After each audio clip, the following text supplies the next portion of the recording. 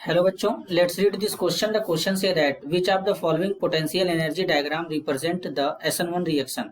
अब यहाँ पर दिया है बच्चों डायग्राम, तो सबसे पहले समझेंगे की कॉन्सेप्ट। की कॉन्सेप्ट क्या होता है बच्चों, जरा ध्यान से समझेंगे। की कॉन्सेप्ट होगा यहाँ पे SN1 रिएक्शन।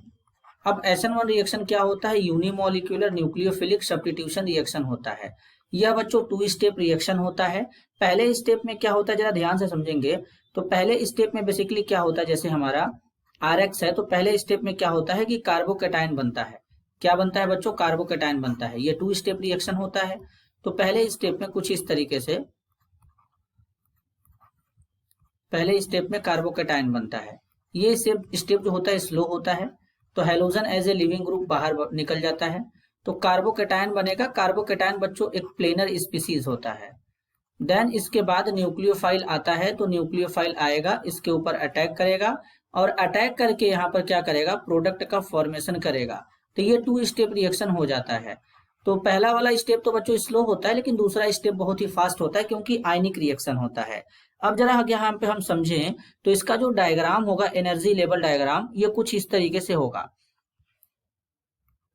इधर हमारा प्रोग्रेस होगा रिएक्शन का,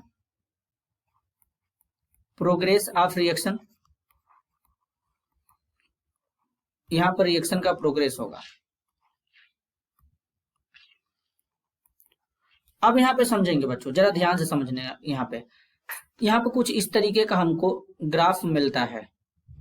अब क्यों इस तरीके का ग्राफ मिलता है, इसको भी यहाँ पे समझ लेंगे।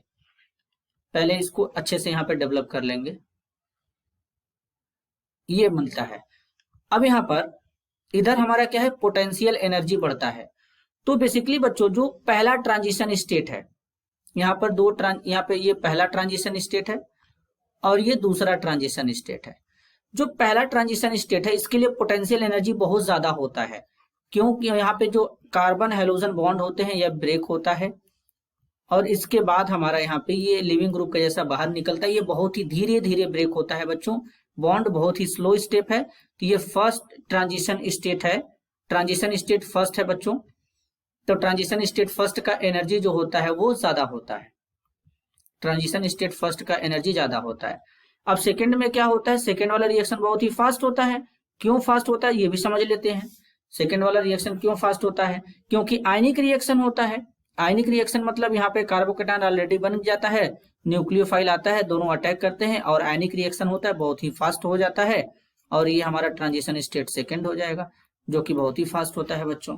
तो यहाँ पर जो इंटरमीडिएट बन रहा है बच्चों, इंटरमीडिएट, यहाँ पे जो इंटरमीडिएट बन रहा है, इंटरमीडिएट क्या बन रहा है? कार्बोकेटायन बन रहा है। यहाँ पे जो इंटरमीडिएट बन रहा है वो कार्बोकेटायन बन रहा है।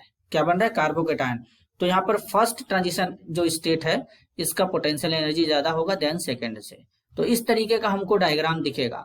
तो अब इस तरीके का डायग्राम अगर हम देखें, तो यहाँ पर क्या है? सेकेंड वाले का ज्यादा बता दिया है ट्रांजिशन स्टेट का एनर्जी, तो ये गलत है। इसमें तो केवल एक ही बच्चों ये गलत है। इसमें क्या है? दोनों का बराबर रखा है। सी वाले में ये भी गलत है। डी में बच्चों फर्स्ट का ज्यादा है, सेकंड का कम है, तो फाइनल आंसर ऑप्शन डी हो जाएगा। This is your answer. I hope you understood it well. All the best.